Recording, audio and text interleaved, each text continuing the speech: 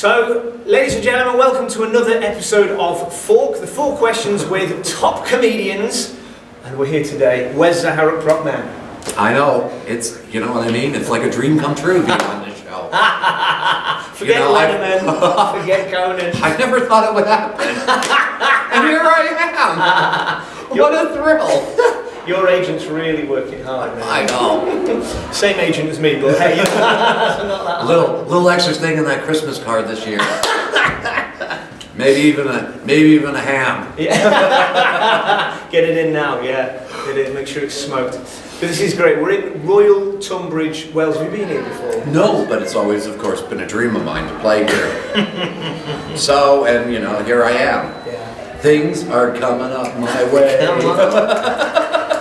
And we're doing an interview in front of a lady that looks like she's having a great time. Yes, yeah, she, you know, and there's a little bit of history to it. Oh yeah? She, you know, the king, she sort of mentioned his table manners.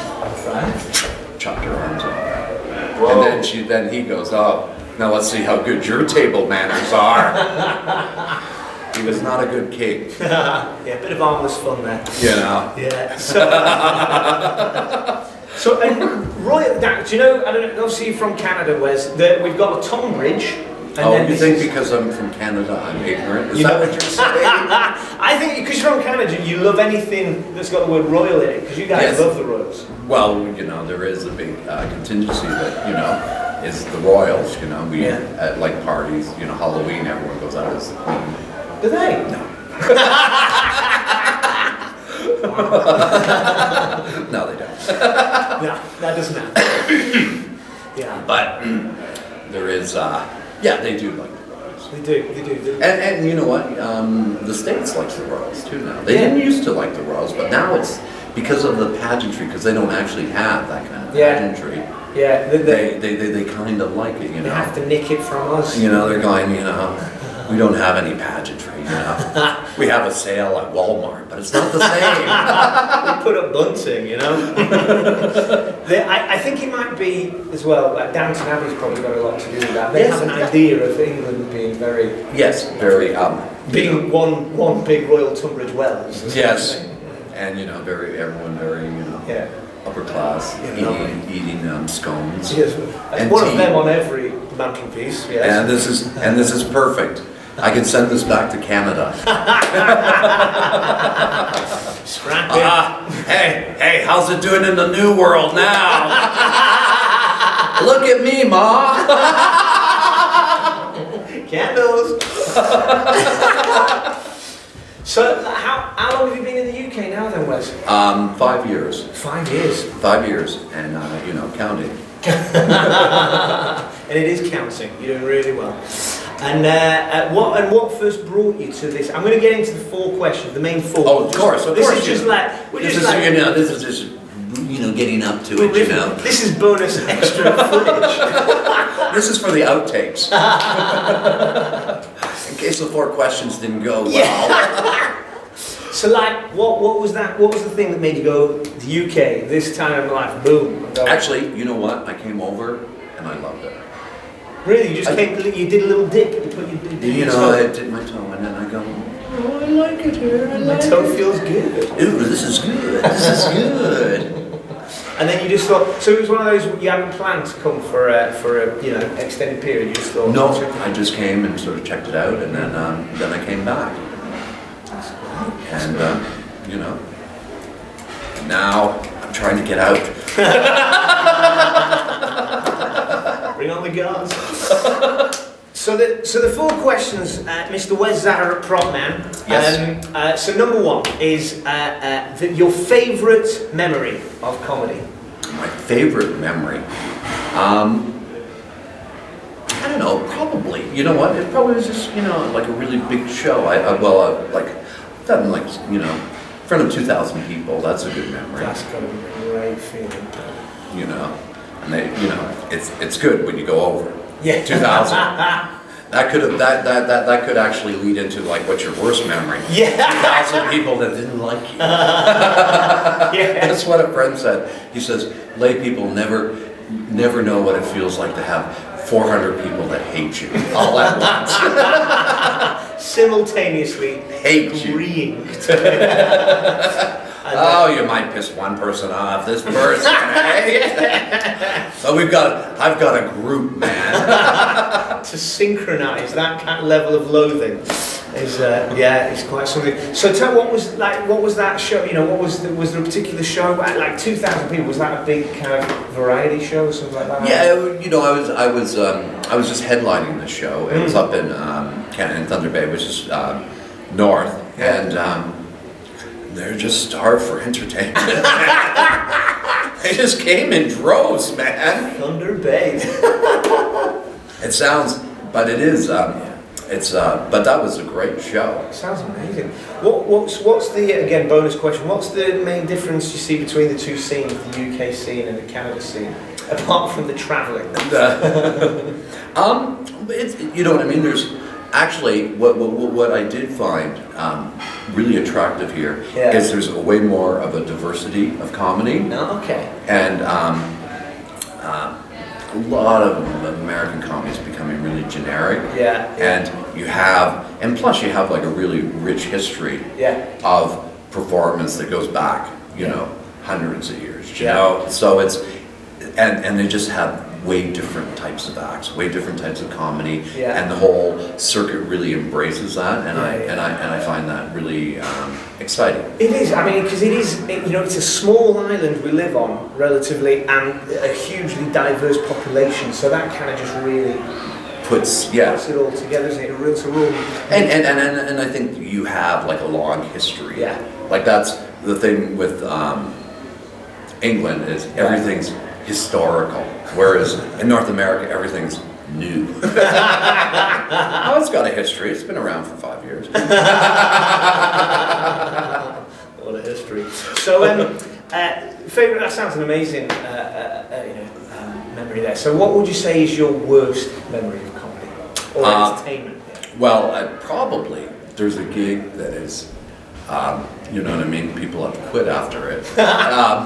And it's the fish fry. The gig to end all gigs. But it's basically what they do. Yeah. What they do is they hire entertainment, and they have all these cooked fish, and then they throw it at all the entertainers.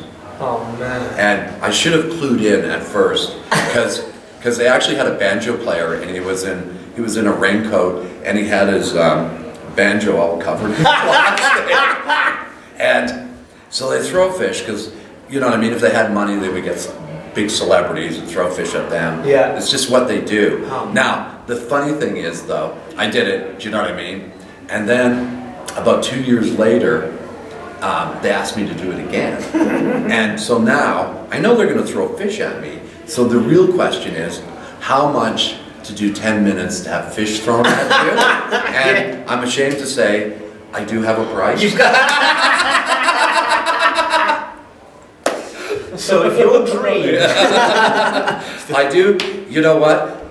If just keep sliding the cash under the door, and when it's enough, I'll come out. You start off a tenner, it's like an anchovy. No. Yeah, keep it going till the whole tuna. Okay. I think we could do this. It's not really entertainment, but it's a good night. That sounds like a terrible idea for a gig. And so best memory, worst memory. What's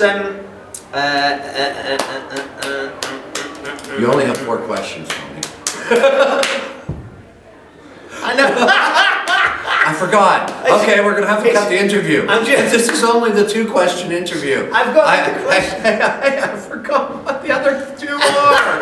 No, for a minute it was more. I was just visualising trout coming out of the fair. There's 6 people. Now, how much would you charge to have fish thrown at you for 10 minutes? You know, that to me sounds like a good night. I'd love to do that as long as, I don't know if they have it in Canada, but in the UK we have like fairs where you put people in the stocks and you throw fish, and you can throw, you throw sponges and stuff like that. But I reckon that would make it even funnier. So you wouldn't even do your act. It'd just be there's Wes Zaharuk, just your face, and fish flying. And they just show your video in the background that you're doing. Wow. How much money will you humiliate yourself for? How much is your self-respect worth? So the next question, we've had a best memory, worst memory. Like your motivation, like you've been in showbiz for how long?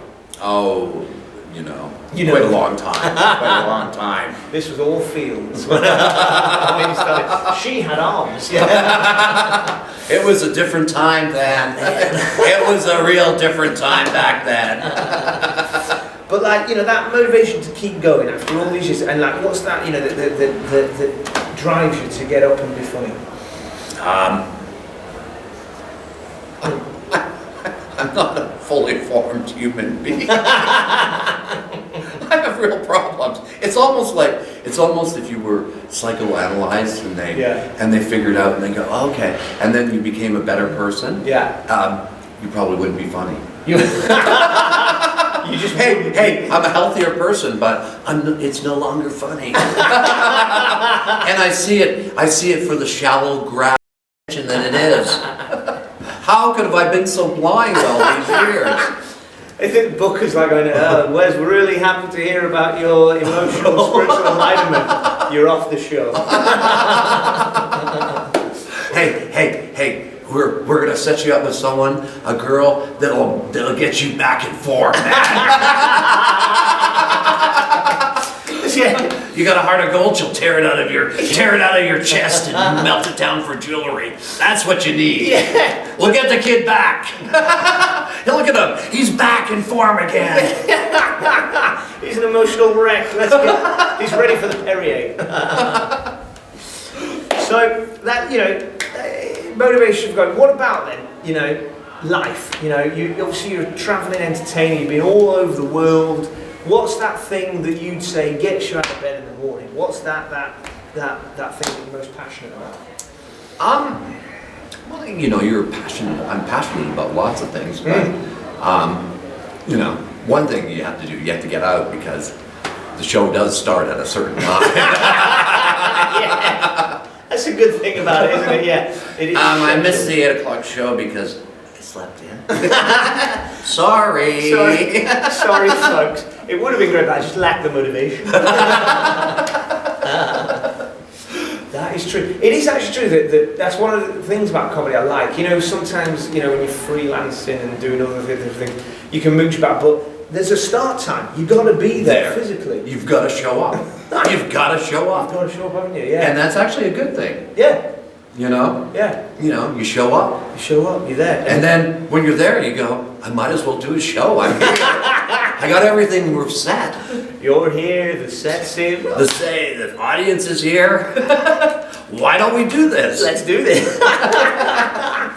Oh, I love it. Well, Wes Zaharuk, and prop man. And in my dream location. This might be the highlight of my life. Royal Tunbridge Wells. Yes, it could be. It is. Thank you very much. Well, thank you very much for having me.